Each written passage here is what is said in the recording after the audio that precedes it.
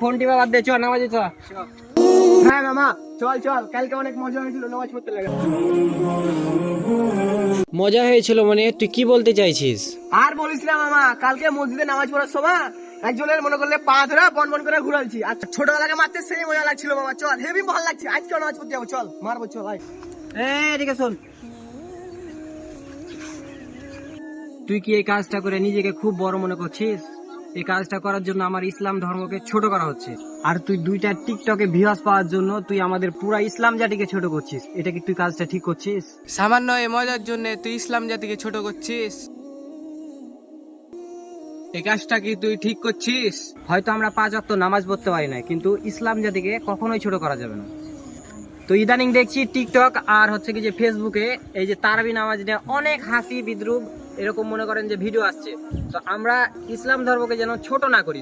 সবশেষে একটা কথাই বলি, নামাজকে নিয়ে যেন আমরা মজা না করি। অপেক্ষা হোক আজানের জন্য, আর ভালোবাসা হোক নামাজের জন্য।